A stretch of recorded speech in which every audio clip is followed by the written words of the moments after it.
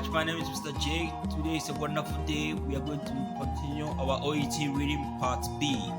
If today is your first time, we have previous recordings which you can refer to. This will help you to understand what I'm about to do. OET Reading Part B has no formula. There's no definite way of picking your answers right. You just have to understand the whole text or the extract.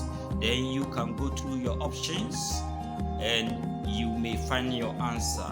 So join me in the quiet room and let's solve the questions on the whiteboard. Once again, my name is Mr. Jake. Thank you.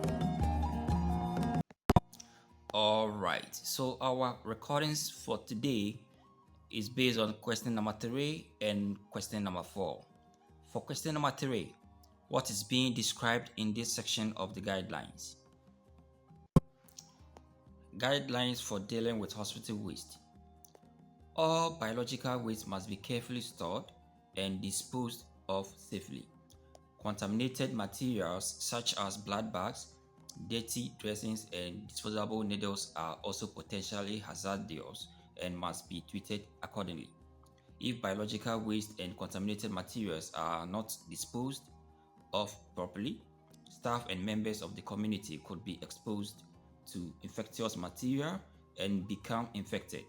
It is essential for the hospital to have protocols for dealing with biological waste and contaminated materials. All staff must be familiar with them and follow them. The disposal of biohazardous materials is time-consuming and expensive, so it is important to separate out non-contaminated waste such as paper, packaging, and non-sterile materials. Make separate disposable containers available where waste is created so that staff can sort the waste as it is being discarded. Alright, so we just read our extract. After reading the extract, you need to pause on it and then summarize it in your own understanding, okay? So based on what I've read, I can simply say that a good way of disposing waste is being recommended, okay? Or a proper way of treating hospital waste is being discussed here. So it's a recommendation given to us. Alright, so now we can go to the options and compare what I've just said. Alright, so the question, what is being described in this section of the guidelines? Option A, changes in procedures. Well, this is quite confusing. If you read the extract carefully and based on understanding that I have now, we are being told about how to manage hospital waste, okay? And they didn't make any comparison anywhere. Therefore, it is hard to say that they are making changes, okay? Now, let's go to B. Best practice procedures. All right, so it looks like a policy that is being given to us to follow, okay? A recommendations. So there are some recommendations we are going to follow to manage hospital waste, and definitely going to be the best practice. Option C, exceptions to the procedures. So when I look at the extract carefully, there's no anything that is being highlighted which looks exclusive, okay, or special for us to follow or not to follow. So it is hard to say something is excluded or exempted, okay? Therefore, there's no exceptions here. Therefore, it is quite easy to go for option B, which is best practice procedures. Okay, so we are making progress. We are on question number 4. When it is acceptable for a health professional to pass on confidential information given by a patient. Okay, so we go to the extract. Extract from guidelines. Patient confidentiality. Where a patient objects to the information being shared with other healthcare professionals involved in their care, you should explain how disclosure would benefit the continuity and quality of care. If their decision has implications for the proposed treatment, it will be necessary to inform the patient of this. Ultimately, if they refuse, you must respect their decision, even if it means that for reasons of safety, you must limit your treatment options. You should record their decision within their clinical notes.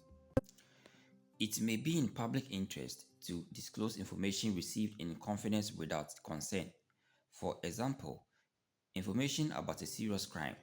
It is important that confidentiality may be broken in this way in exceptional circumstances and then only after careful consideration.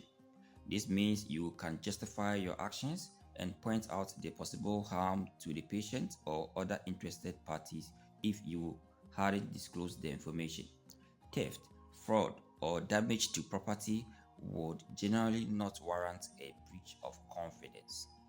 Okay, so now we've read the extract and we can pause, think about the extract before we move to the options. Based on what I've read, the extract is being given us how we can disclose confidential information. It's not all information that you can disclose.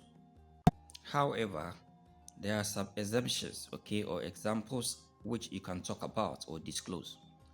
For example, information about a serious crime indicated over here, and we are referring to information or a crime which will affect the patient's life or also affect any other person. Okay, so the patient or other interested parties if you hadn't disclosed the information. Okay, if it has possible harm to them, then you can disclose. However, theft, fraud, or damage to property are normally not allowed to be disclosed. Okay, so we understand the information now. We can go to the options and see if we have the answer right. All right, so now we understand the extract that you can only pass confidential information when someone's life or the patient's life is at risk, okay, or there's possible harm to a person. So let me see from the option here, option A, if non-disclosure, which is confidential information, okay, could adversely affect those involved. Then we have B, if the patient's treatment might otherwise be compromised. Is that a reason why you can pass confidential information? All right. Then C, if the health professional would otherwise be breaking the law. So this is not even making sense to me, okay? If the health professional would otherwise be breaking the law, then why should you pass on confidential information? So this is not making sense. Therefore, you can rule it out. So B, if the patient treatment might otherwise be compromised, okay? So if it is about a treatment alone, then I think you still have to maintain confidential information because the patient must know. It is indicated somewhere here, okay, that if their decision has implications for the proposed treatment, it will be necessary to inform the patient of this.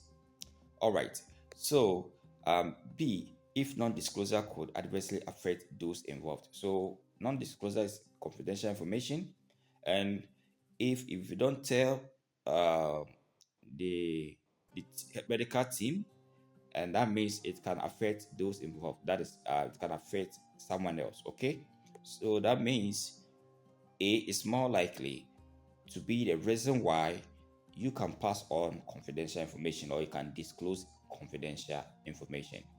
All right, in order not to harm someone else. Okay, so that is it. If possible, harm to the patient or other interested parties, which is indicated here.